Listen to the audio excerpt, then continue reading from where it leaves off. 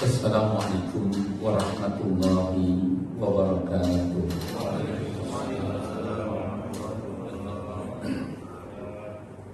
Alhamdulillah, munazzil kitab ala qalbi Muhammadin al-ummiyin, wassalatu wassalam ala nabiyyina wa habibina wa rasulina Muhammad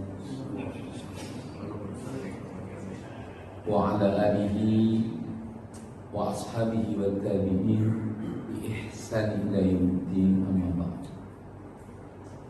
Faqad qala Allah Ta'ala fi kitabihil karim, a'udzu billahi minasyaitonir rajim, bismillahirrahmanirrahim.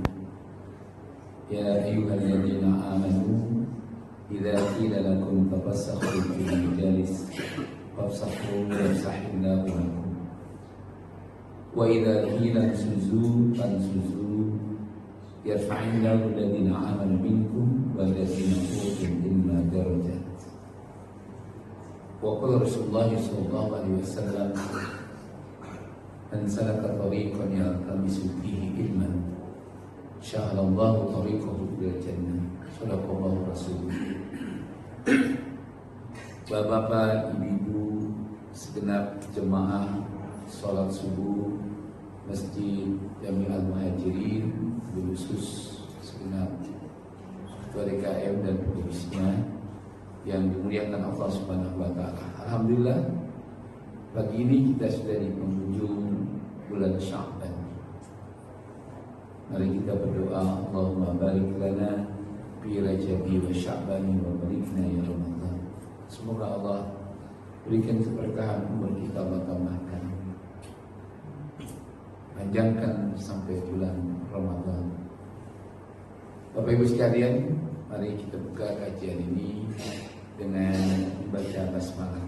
Bismillahirrahmanirrahim. Rabbi zidni ilman warzuqni fahman. Bapak Ibu sekalian, pada kajian kita yang lalu kita membahas yaitu tazkiyatun nafs, dan ini saya terjemahkan dari buku Tazkiyatun Nafs Said Hawa. Jadi ada beberapa buku tentang penulisan jiwa. Yang pertama adalah ditulis oleh Fakih Yakan, yaitu terdiri dari 287 halaman. Dan yang kedua ditulis ini juga Tazkiyatun Nafs oleh Said Hawa, yaitu hampir 587 halaman. Kita bicara mengenai tentang masalah hati dalam hadis Nabi, ala wa inna fil jasadi mudghah. Ketahuilah, dalam jasad manusia itu ada segumpal. Ada yang mengatakan, menerjemahkan maksud dengan segumpal di sini adalah yakni darah.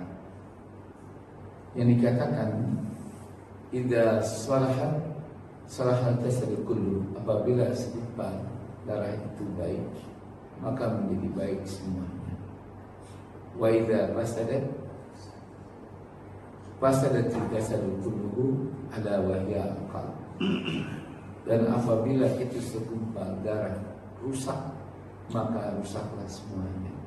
Ucapannya rusak, ucapannya kotor, tidak ada lagi kebaikan. Padahal kita ingat dalam surat Kahfi, surat Qaf ayat 18, wa ma yafidu min qawlin illa ladayhi raqibun atid. Tidak ada yang kita ucapkan yang keluar dari mulut kita ini melainkan sepenuhnya ada yang akan mencatat yang baik, yang buruk, yaitu raqib dan atid. Dalam ayat lain surat Yasin ayat 65, bahkan Allah Subhanahu wa Ta'ala menegaskan, al-yawma nakhtimu ala afwahihim wa tukallimuna aydihim wa tashhadu arjuluhum bima kanu yaksubun. Pada hari di mana kita dibangkitkan. Setelah itu kita dikirim kepada mahsyar, dan ada yang namanya yaumul hisab. Hari semua manusia akan dihitung amal perbuatannya sewaktu hidup di dunia. Nah, pada hari itu ada manusia yang termasuk ashabul yamin, dan ada yang dinamakan ashabus shimal. Siapa dia? Fa'amma man utiya kitabahu biyamini fayaqulu ha'umqra'u kitabiyah. Ashabul yamin itu yang ketika diberikan catatan hariannya, karena dia adalah termasuk ahli ibadah dan orang yang saleh dalam beramal, maka ia mengatakan ha'umqra'u kitabiyah. Inilah catatan harianku sewaktu aku hidup di dunia. Bahwa fi syatir radiyah. Dan manusia yang menerima catatan hariannya melalui tangan kanannya, maka mereka di akhirat setelah dibangkitkan, dihidupkan kembali oleh Allah, maka mereka hidup dalam keridhaan Allah Subhanahu wa taala. Maka di mana tempat mereka? Setelah Allah tegaskan bahwa fi isyatir radiyah fi jannatin 'aliyah, ditempatkan di dalam surga yang paling tinggi. Kalau kita baca surat As-Saff, jannatun adn, yaitu surga adn, yang dimana di dalamnya penuh dengan kenikmatan, dan apa saja yang kita inginkan Allah akan berikan, dan tidak ada lagi larangan. Tajri min tahtiha al-anhar khalidina fiha abada. Orang yang dimana mereka itu sudah mendapatkan catatannya dari tangan kanannya, dan mereka ahli surga adn, mereka akan kekal selama-lamanya di dalam surga itu, yang di bawah tempat tinggal mereka ada air yang bergelinciran, yang luasnya seluas langit dan bumi. Itulah surga, dan berbeda dengan ashabus shimal, yaitu golongan kiri. Wa amma man utiya kitabahu bisimali, adapun orang-orang yang mendapatkan catatan hariannya dengan penuh keburukan, maka mereka menerimanya dengan tangan kirinya, sambil mereka itu tidak berani memandang dan melihat Allah. Apa yang dia katakan ketika dia menerima catatan hariannya yang penuh keburukan itu? Dia mengatakan, alangkah baiknya ya Allah kalau tidak kau berikan catatan ini. Itu kata-kata yang sudah penuh penyesalan. Ya laitani lam uta kitabnya. Kenapa? Walam adri ma hisabiyah. Niscaya aku masih punya harapan, karena aku belum tahu di mana aku akan diletakkan, dimasukkan ke mana. Tapi dengan adanya bukti-bukti apa yang kuucapkan, apa yang kulakukan, bahkan dalam surat Yasin Allah sempurnakan mulut kita yang suka berbohong. Kabromatan indallahi la yataqunu ma la taf'alun. Kecelakaan yang besar baru dirasakan pembohong itu, karena mereka mengatakan, mengucapkan apa yang mereka kerjakan, tidak kerjakan. Maka dia penuh dengan penyesalan. Ya laitaha kanatil qadiyah. Kiranya catatan ini yang membuat aku benar-benar putus asa dan tidak punya lagi harapan untuk adanya kebaikan yang datang dari Allah. Ma'agna anni maliya, kekayaanku, bahkan sanak famili kerabatku, anak-anakku, istriku, suamiku, tidak lagi bisa kuharapkan. Halaka anni sultannya, kekuasaan yang telah kau berikan kepadaku membuat aku benar-benar celaka. Kalau kita baca surat Al-Hadid ayat 20, Allah berfirman, Ilamu annamal hayatud dunya la'ibu wa lahu wa zinatu wa tafakhurun bainakum wa takasuru fil amwali wal aulad kama sallallahu a'jabal kuffar nabatu thumma yahidu fatarahu misbahu thumma yakunu hutama. Ketahuilah, apalah artinya kehidupan di dunia hanya sebatas kita itu bermegah-megahan, saling menumpuk kekayaan dan berbangga-banggaan dengan kita punya anak, punya harta yang begitu banyak. Orang yang hidupnya hanya sebatas mereka itu apa yang Allah berikan di dunia ini dijadikan sebagai alat kesombongan dalam hidupnya, maka mereka tertipu sebagaimana orang-orang kafir yang mereka sangat bangga dengan harta yang mereka miliki.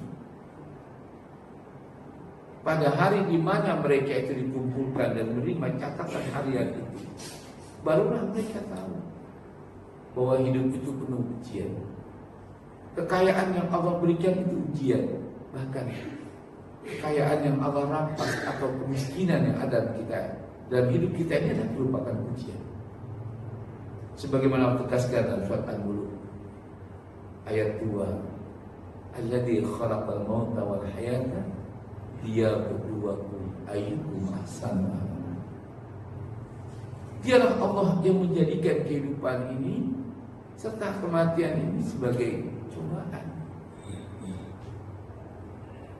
Jadi orang kaya dicoba dengan kekayaannya, orang miskin dicoba dengan kemiskinannya.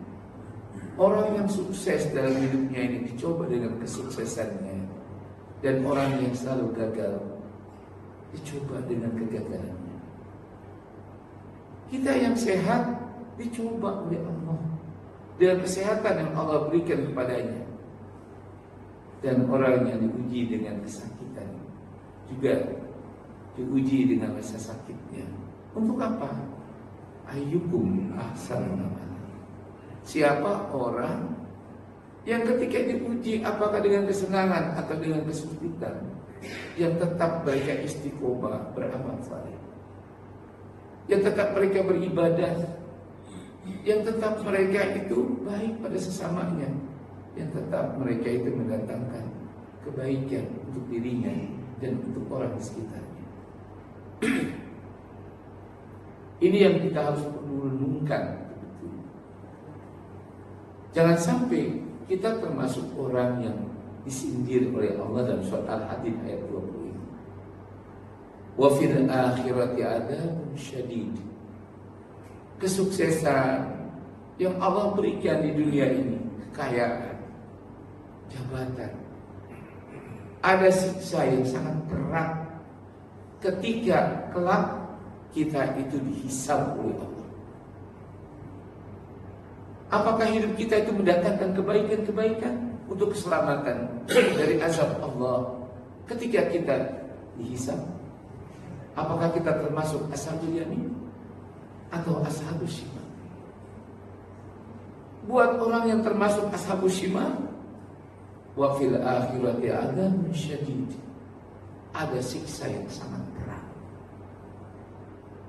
Maka para pejabat, orang-orang yang hidupnya sukses, orang-orang yang banyak hartanya, diberikan ilmu yang banyak, kalau mereka itu tidak lulus terhadap ujian itu, maka itu yang menyebabkan mereka panjang proses pengadilannya.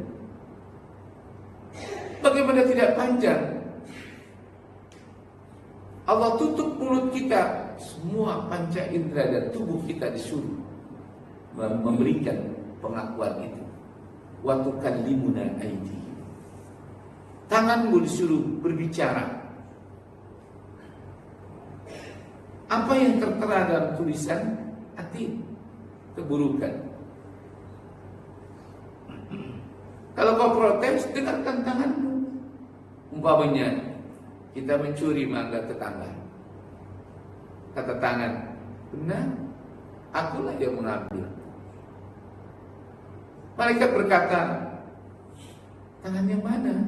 Kanan. Karena mangganya agak tinggi, kan itu nggak sampai tanganmu. Wa tashhadu arjuluhum bima kanu yaksibun. Kaki kita pun bilang, ya akulah yang lompat.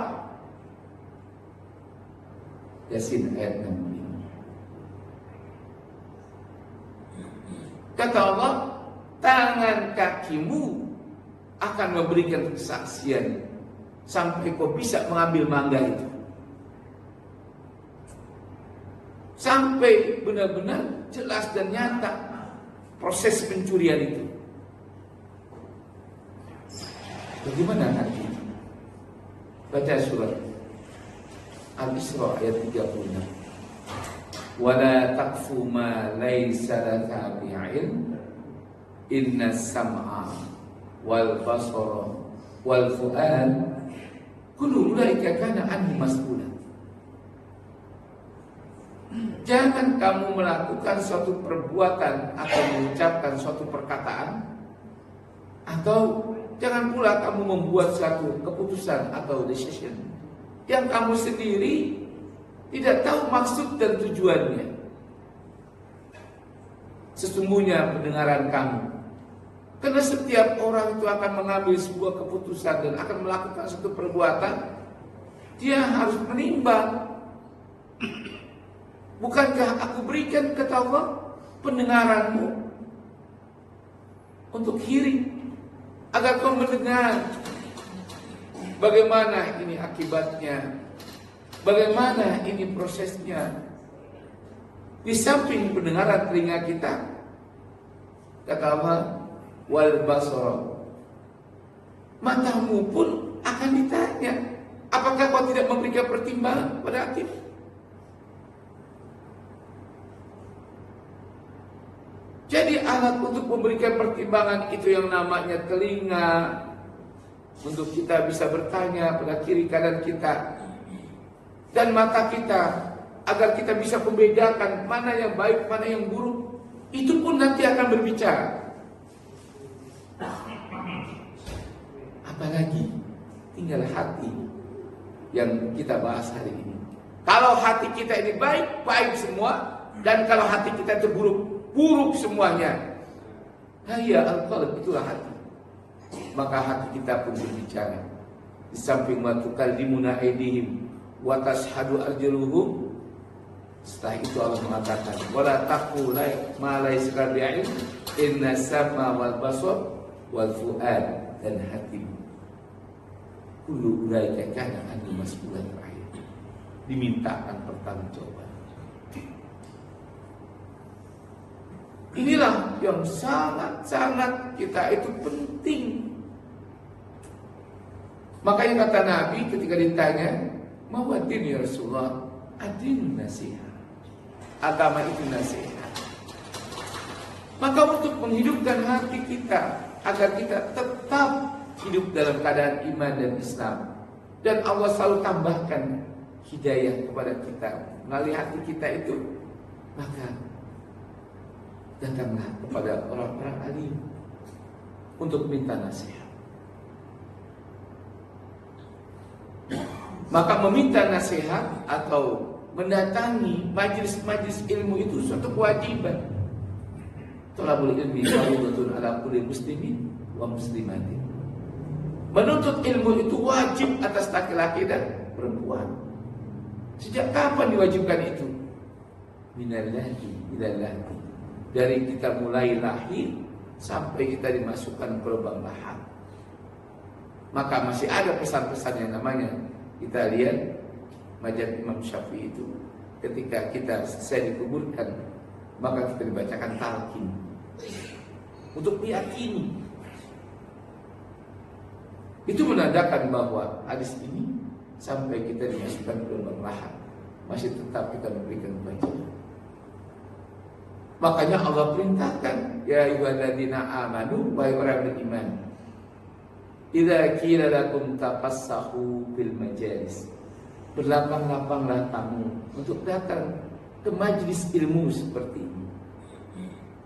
Lapangkan waktumu, lapangkan hartamu untuk menghidupkan majlis ilmu ini. Lapangkan hatimu. Wa idza qila suzu, dan kalau kita itu di majlis ilmu ini diperintahkan, jalankan, laksanakan. Apabila dilarang, tinggalkan. Yarfa'illahu alladhina amanu minkum. Allah akan angkat derajat orang beriman itu. Yang mana? Yang punya ilmu.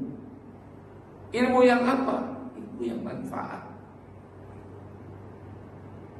Pengetahuan yang mereka ketahui itu tidak sebatas hanya wacana, tidak sampai hanya di lisan, tapi benar-benar ilmu yang mendatangkan manfaat dalam hidup. Ini yang kita perlu renungkan. Makanya kalau kita ngajak ta'lim itu susah, Pak. Sholat sunnah itu belum dijamin masuk surga. Sholat wajib itu hanya kewajiban, tapi menuntut ilmu dijamin bakal masuk surga. Man salaka tariqan yaltamisu fihi ilman, sahalallahu tariqal jannah. Siapa yang memudahkan baginya untuk melangkah ke majlis ilmu ini, untuk mendengarkan nasihat. Sampai para sahabat bertanya, ya Rasulullah, nasihat itu datang dari mana? Minallahi wa rasulih.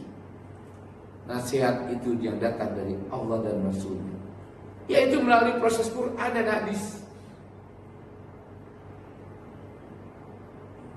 Maka kalau kita mengaji, dasarnya bukan Quran dan hadis, ya susah. Maka selalu saya sampaikan ayat-ayat itu. Dan dasar kita ini memperbaiki hati agar semua kita menjadi baik, juga dasarnya adalah Quran. Saya kembali pada inti tadi. Kalau Allah menyatakan bahwa semua akan dimintakan pertanggungjawaban, sudahkah kita siap mempertanggungjawabkan itu? Maka inilah yang ingin saya sampaikan, Bapak. Kemarin saya sudah sampaikan ini. Sebenarnya manusia itu dalam keadaan mereka itu bagus, baik. Kullu mauludin yuladu 'alal fitrah. Semua manusia itu dilahirkan dalam keadaan suci. Wa abaihuma yahudiyan au nasraniyan au majusiyan. Maka kedua orang tuanya lah yang menyebabkan anak itu bisa menjadi Yahudi yang suka melawan hukum-hukum Allah, yang suka mereka itu membuat sesuatu kebohongan di hadapan Allah dan di hadapan para rasulnya, au majusiyan. Atau kita akan menjadi orang yang musyrik, yang menyembah api, percaya selain kepada Allah. Itu sangat dipengaruhi oleh kedua orang tua kita.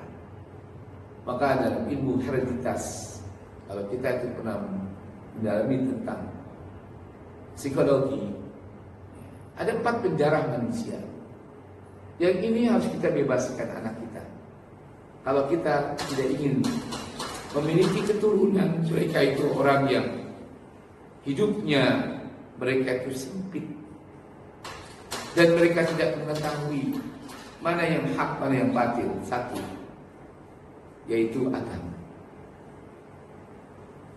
Kenapa Allah lahirkan Nabi Muhammad dan Allah angkat Nabi Muhammad sebagai utusannya? Kenapa juga di waktu Rasulullah lahir, alam di waktu itu dinamakan alam jahil?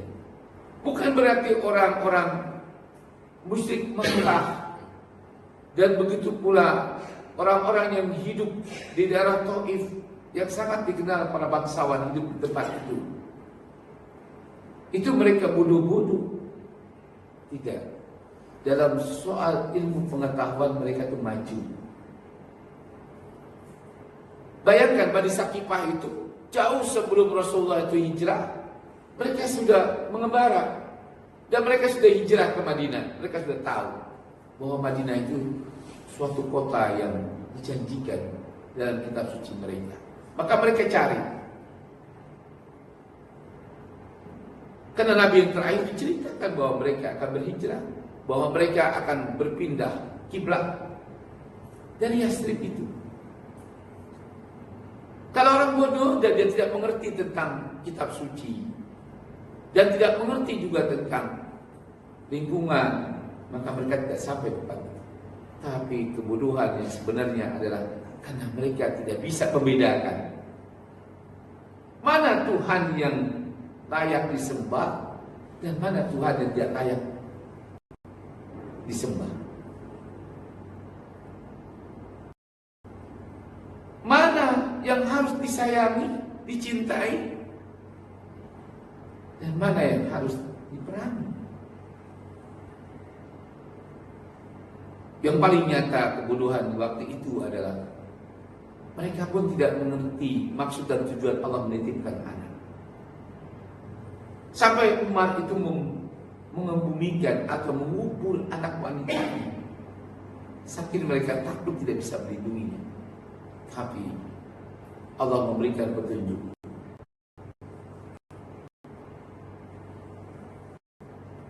Wala taqtulu auladakum min khasyatil imlaq. Jangan kau bunuh karena kamu takut tidak bisa memberi makan atau melindunginya. Nahnu narzuqukum wa iyyahum. Kami akan memberikan rizki dan kami yang akan menunjukkan kehidupan kepada anak-anakmu itu.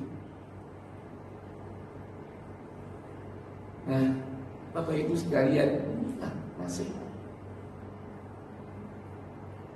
bahwa agama itu dijadikan sebagai nasihat karena Allah memberikan petunjuk melalui proses wahyu, dan wahyu itu dijadikan sebagai mukjizat yang paling besar yang Allah turunkan kepada baginda Rasulullah Sallallahu Alaihi Wasallam, yaitu Al-Quran.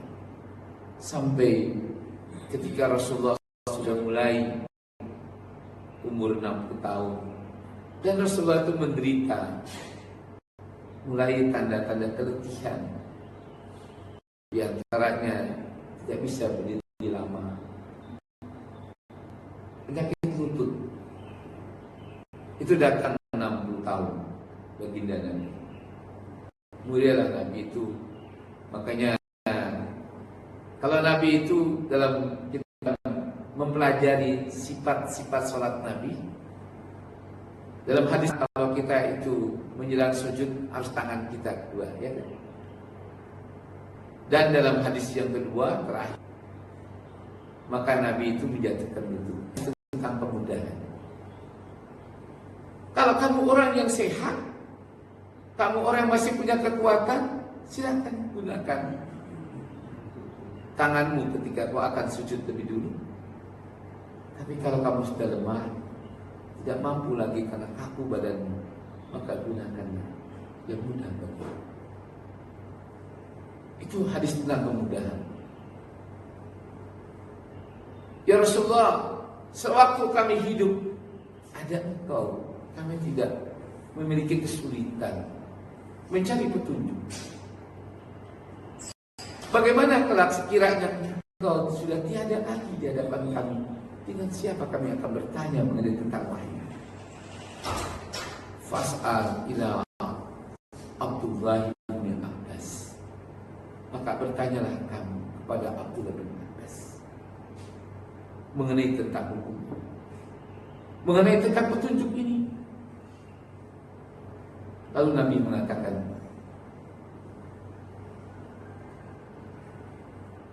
barang siapa yang berpegang teguh dan menjadikan Quran dan hadis sebagai petunjuk, lantadil agama, maka kelak mereka tidak akan sesat selama-lamanya. Mereka tidak akan ada yang bisa menyalahkan dirinya. Nah, inilah yang saya sabarkan ingin sampaikan. Maka setelah itu manusia sekarang ini banyak yang menyelisih dari Al-Quran, menyelisih dari perintah-perintah Allah. Siapa yang menjadikan manusia itu akhirnya selain kedua orang tua kita tadi dalam dua lintas, satu, agama yang sudah terkontaminasi. Karena kenapa? Agama dari zaman Nabi Ibrahim itu selalu orang datang untuk mencampur aduk dan antara yang hak dengan yang batil. Dan Nabi hidup bebas dari agama yang sudah terkontaminasi. Mereka mengaku sebagai agama, pengikut agama Nabi Ibrahim, tapi pada hakikatnya mereka tidak sepenuhnya mengikuti jejak dan kehidupan cara hidup Nabi Ibrahim alaihissalam. Mereka campur adukkan. Makanya dalam tafsir fi Zilalil Quran, Syekh Tutub mengatakan berdakwah di tengah masyarakat yang sudah agamanya itu tercampur dengan kemusyrikan, terkontaminasi dengan paham-paham liberal, lebih sulit ketimbang kita berdakwah pada orang yang masih ateis, yang tidak mengenal agama. Dan saya merasakan awal dakwah saya itu bukan di sini, saya dakwah di Netherlands ya. Saya hampir selama 4 tahun di sana berdakwah itu. Sampai sekarang itu orang Belanda itu punya keterikatan dengan saya. Dan mereka kalau ke Jakarta itu pasti nelpon dan kita datang di hotel bertemu. Dan mereka selalu menanyakan bagaimana ikhwal tentang perkembangan Islam di negeri kita. Dan mereka selalu memberikan laporan perkembangan Islam di Eropa, di Amerika dan sebagainya. Berbeda dengan kita. Walaupun kita punya guru, kita itu nggak bangga kalau kita datang ke Surabaya. Kita jarang datang, tapi mereka mesti datang. Satu ketika saya sampai ke Surabaya, saya punya guru di Padang. Saya pasti kalau ke Surabaya saya minta guru saya. Dia mengatakan, kau anakku. Guru saya itu mengatakan sudah. Setelah kemari dia pasti senangnya tidur di rumah saya. Sebenarnya nggak usah ke hotel. Saya juga mau tidur di pesantren. Apakah anaknya, istrinya? Ya. Sampai saya buatkan rumah khusus untuk tamu guru saya di samping masjid saya itu saya buatkan. Sampai sekarang dulu Abu Bakar Basir dia pasti tidur di situ. Kalau dia guru saya di Malaysia sudah. Kenapa? Karena kita pasti bertanya banyak hal-hal. Imam Syafi'i itu sampai mereka berjalan dari Mesir ya. Dia ke Baghdad Pak. Ketemu Imam Maliki. Hanya khusus pada waktu saya ke India, saya bertemu dengan Makfuri. Saya berjalan sampai hampir 4 hari mencari rumah. Dia tanya, siapa Anda? Saya ini pengagum buku. Saya bilang, Ummul Maktub yang Hadratat Syekh tulis.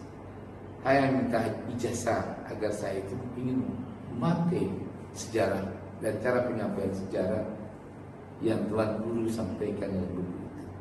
Dia bilang, saya berikan keriduan untuk kamu.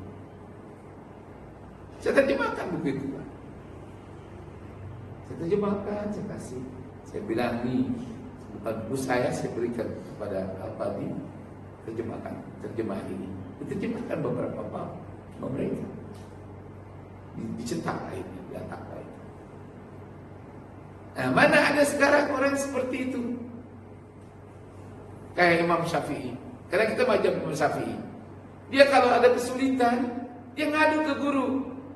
Coba dalam syair sakautu ila waki ansu al-hifzi. Kata Imam Syafi'i, Tuan Guru Waki, aku ini punya kesulitan.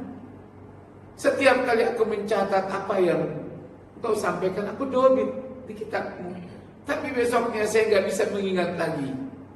Apa nasihat Waki kepada Imam Syafi'i? Ya Syafi'i, al-ilmu nurun wa nurullahi la yahdil ma'as. Hai Syafi'i, ilmu itu cahaya. Artinya yang bisa menerangi kehidupan, itulah cahaya Allah. Dan cahaya Allah tidak akan diberikan kepada orang yang ahli maksiat.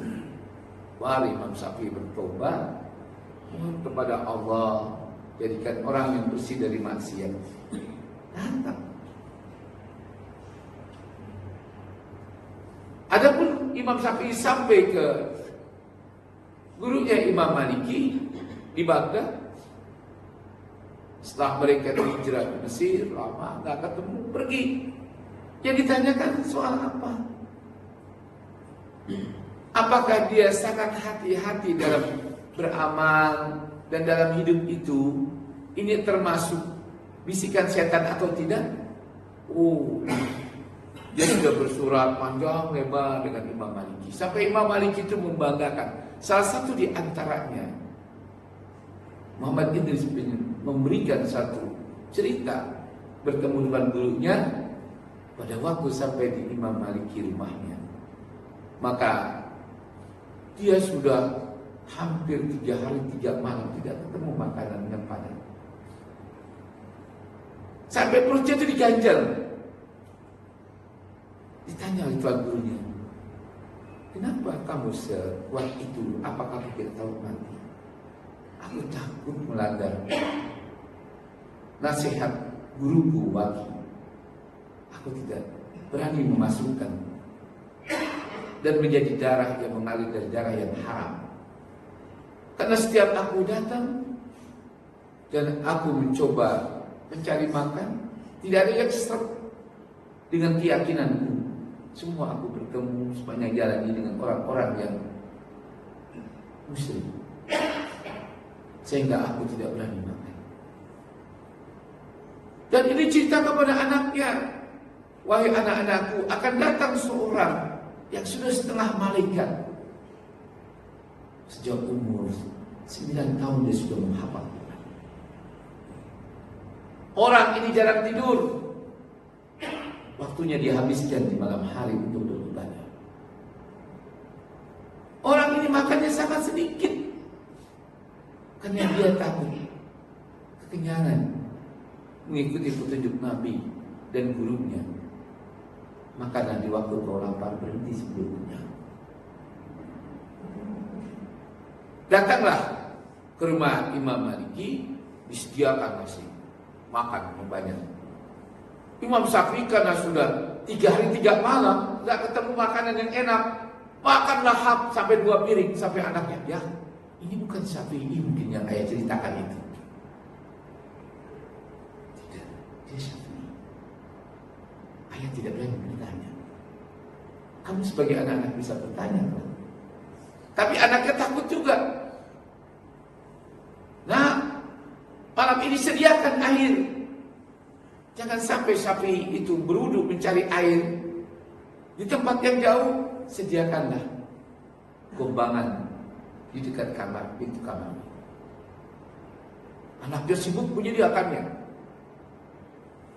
Tapi anaknya itu ngintip, gak tidur. Syafi'i gak kuat-kuat. Kata ayah, malamnya dihabiskan untuk beribadah kepada Allah. Ya, ini bukan Syafi'i ya. Airnya tidak berkurang ya yang ayah suruh. Nggak ada tanda-tanda juga pasir yang basah. Dia pasti ya tidak sholat malam. Ya sudah, nanti kau tanyakan ya.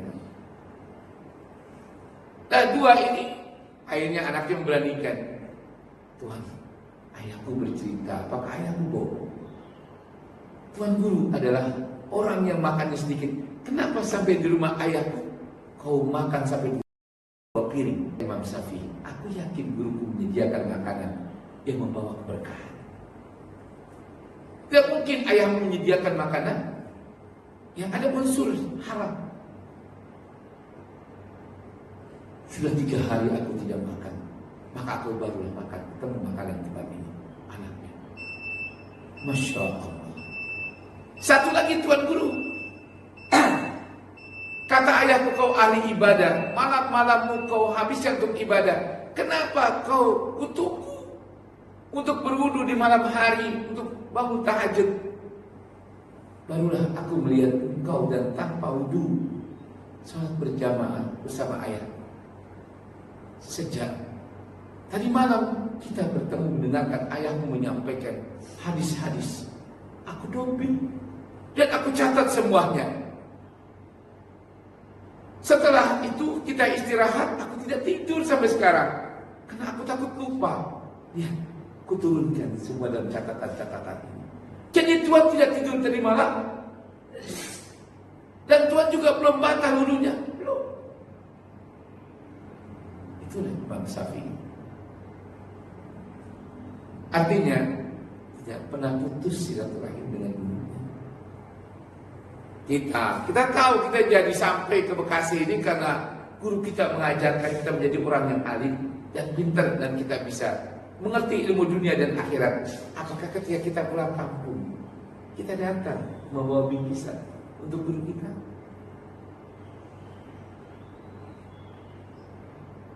Bagaimana Allah akan berikan kita ilmu yang bermanfaat?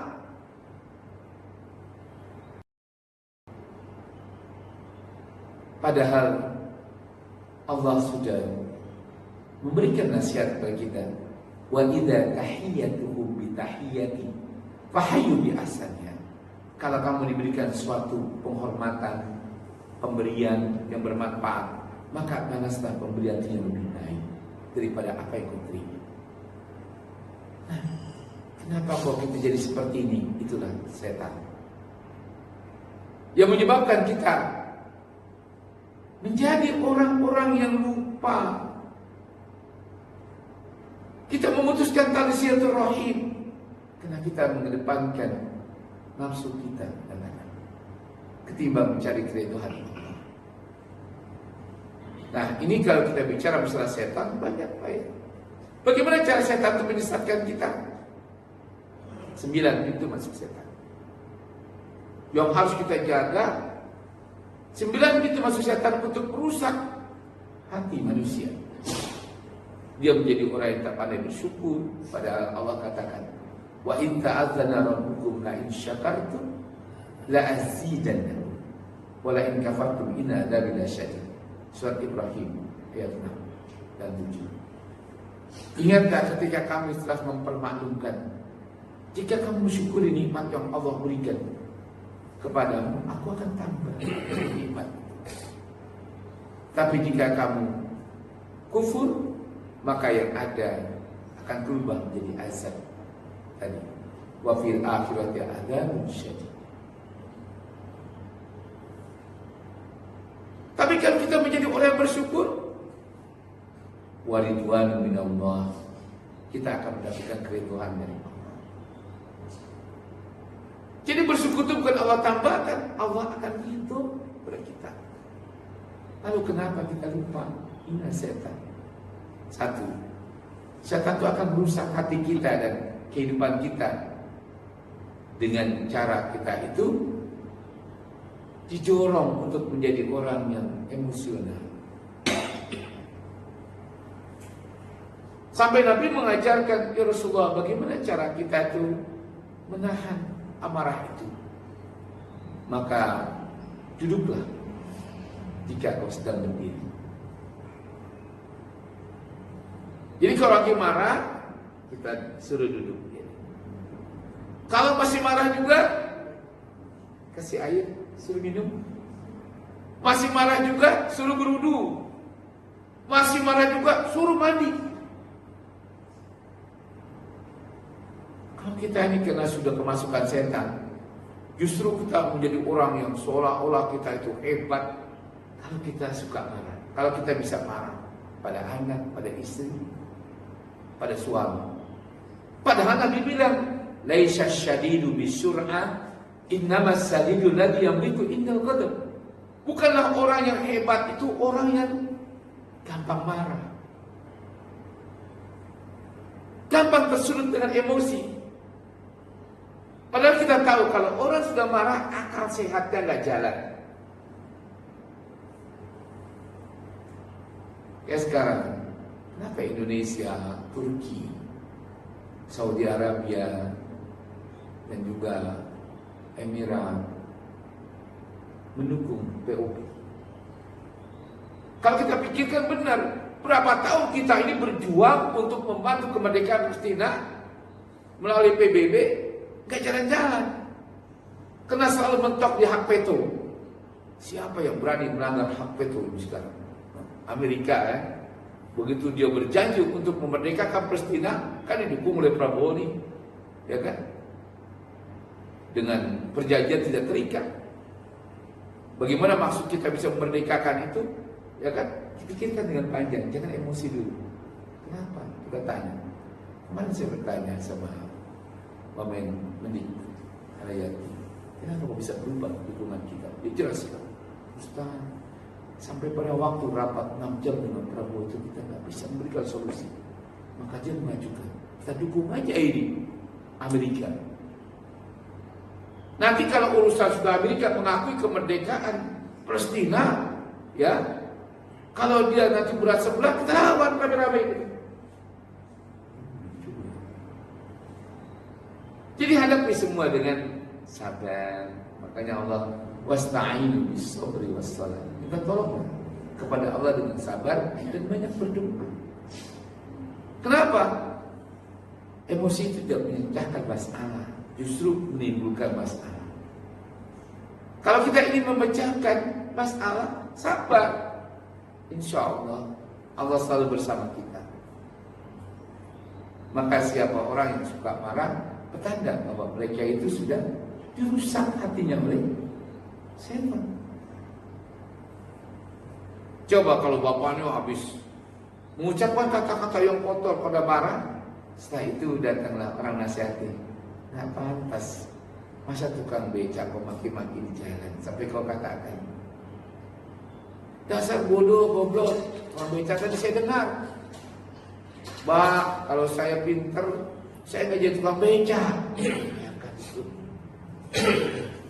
Kan ada tuh orang berantem di jalan karena becaknya menghalangi kan, dia maki-maki tukang becak.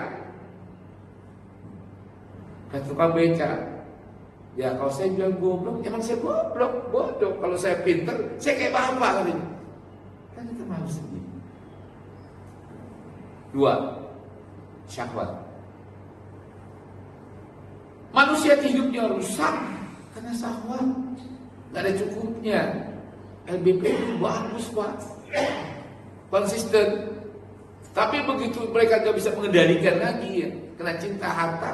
Nah itulah wah yang sangat Nabi takutkan umat yang itu terjangkit penyakit wahyu, hubud dunya wa karahiyatul maut. Karena kalau orang sudah mereka mengikuti syahwatnya, hidupnya ambisius, nggak ada cukupnya. Kita punya ambisi bagus, tapi kalau sudah ambisius melakukan tindakan-tindakan di luar nalar otak kita dan kemampuan kita, bahaya, itu setan akan menimbulkan masalah. Yang ketiga, hasad, rasa tidak suka pada orang lain diberikan kelebihan, kesuksesan. Ini juga setan.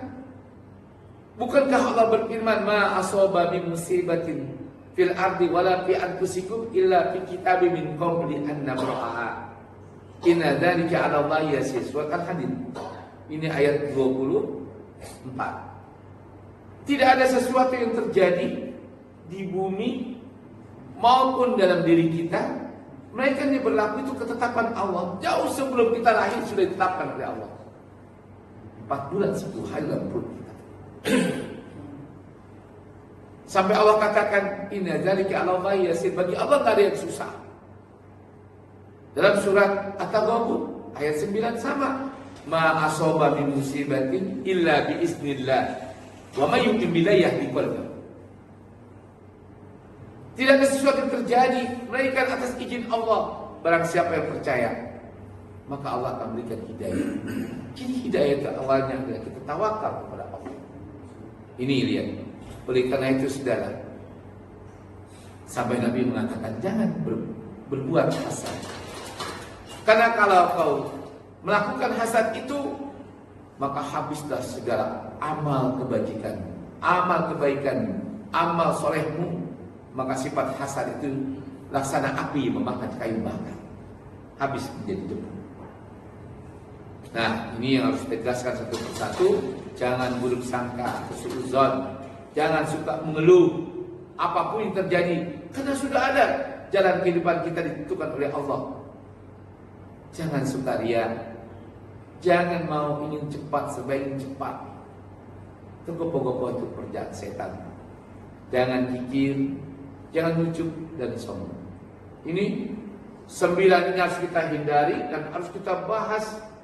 Insya Allah caranya itu nanti kita akan lihat ya. Banyak cara ini, satu di antaranya kita harus banyak melakukan introspeksi diri. Bab ini ya. Kenapa? Kul-kul ya'malu ala sakirati. Semua manusia itu hidup karena amal perbuatan. Ini. Maka Allah selalu mengatakan, ya ayyuhalladzina amanu taqullaha wal tanzur nafsum ma qaddamat lighad. Lihatlah apa yang sudah kamu kerjakan. Ini ingat. Baik itu kita hidup ini kok waktu muda saya rezeki saya lancar, kalau udah tua seret begini. Kok kenapa saya ini banyak penyakit? Semua itu ada hikmahnya. Kalau kita kembalikan kepada rasa syukur kita kepada Allah, seperti Nabi Ayub. Nah, yang kedua nanti kita harus banyak bertobat. Pada 2 kali saya sampaikan, apa saja kalau kita ingin mengatasi suatu masalah yang kita anggap itu menjadi beban dalam hidup kita, tobat. Tapi kita tahu dulu kesalahan kita. Nah, kalau kita mau bertobat nggak tahu kesalahan kita, karena tobat harus kita ucapkan. Kalau kesalahan kita pada orang tua kita ucapkan, kesalahan kita pada suami, pada istri kita ucapkan, kita dihalalkan. Ini ingat. Dan ini ada 9, insya Allah, karena sudah waktu suruh lewat 10 menit ya, pas kita sholat suruh. Sampai di sini mungkin ada pertanyaan.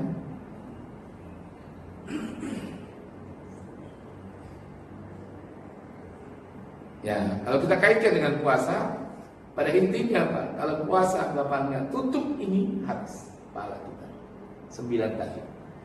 Maka setan itu kalau bulan puasa ini bilang dirantai supaya syaitan, kalau kita mau menutup celah hidup itu. Ya tapi kalau kita nggak ada upaya untuk menutupnya, ya tetap aja setan keliaran di siang hari dan malam hari. Demikian. Tutup suara kebawah bihamdika asyhadu an la ilaha illa anta astaghfiruka wa atubu ilaik. Wassalamualaikum